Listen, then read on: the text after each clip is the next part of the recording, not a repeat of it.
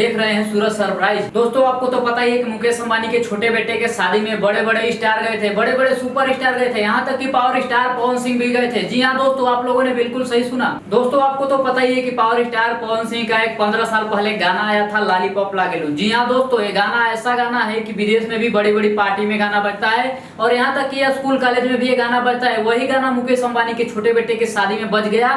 जी हाँ दोस्तों, वहाँ पे बड़े बड़े सेलिब्रिटी भी उस गाने पे डांस कर रहे थे, यहाँ तक कि मुकेश अंबानी के छोटे लड़के अनंत अंबानी भी उस गाने पे डांस कर रहे थे। उसका वीडियो आप लोग देख सकते हैं कैसे पावर स्टार पवन सिंह गाना गा रहे हैं और उनके साथ बड़े बड़े सेलिब्रिटी डांस करते हुए नजर आ रहे हैं।